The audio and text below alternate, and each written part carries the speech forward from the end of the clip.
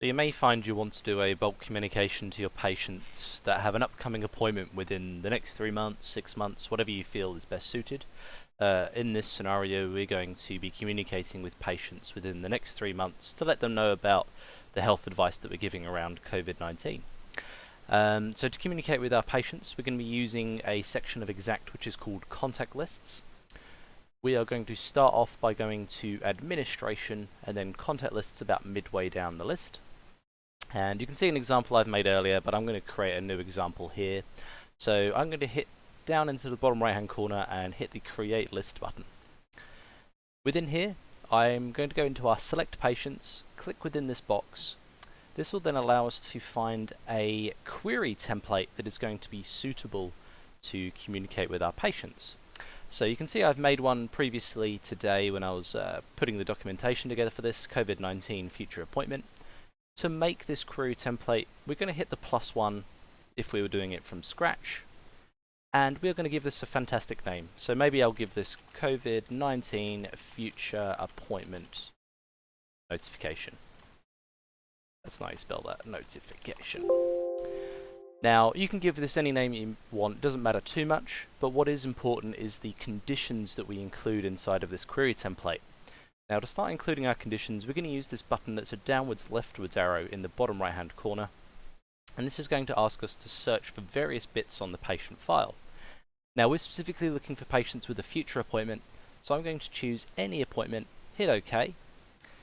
Now, today is the 19th of March, and I'm going to be looking for anyone with an appointment from today. You may decide to actually start this from tomorrow, so if I chose the 20th, and if I was to go 3 months in the future, I can use the calendar, scroll forward 3 months, go to the 20th, hit OK. This is going to find all of the patients that meet this condition in this query. I'm going to hit OK. Now, we're creating a really simple list today, so that's all we're going to search for. What we're going to do is going to hit OK onto that. We're going to hit OK one more time. That's then going to search for all of the patients that meet that query. Now, my demo database only has 5 patients. You'd expect much more than this if you've got an appointment book that you've been pre-booking patients. We hit OK. Then within here, you'll have all of the patients that meet that condition. Based on that, we then want to communicate with them. We're finding that text message is the best way to communicate with patients in most scenarios. So down in the bottom right hand corner, we've got our buttons that allow us to do bulk communications. So we could send a text message, we could send an email. We're going to choose the SMS button. From here, this is going to ask us a series of filters and questions.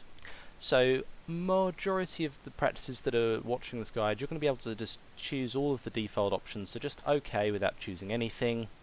Again, limiting patients, we don't want to do any limits here, just leave it OK with the defaults.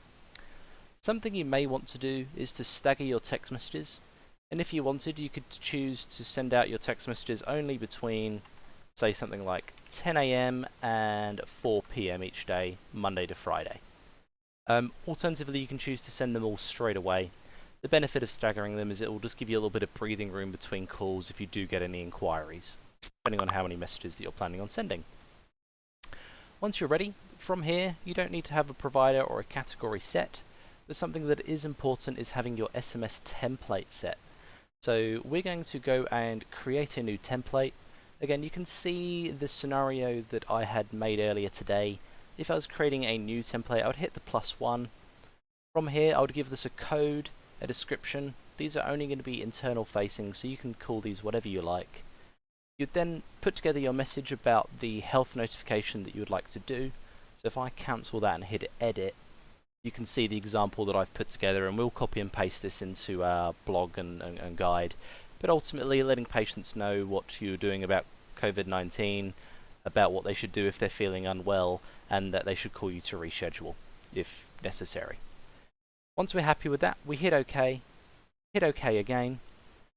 We're then ready to send this off. So if I hit OK, it gives us one last preview before we send everything. So we can just read over this, make sure that we are completely happy with it. If not, hit cancel, go through the steps again, and just make sure you are completely happy with your template.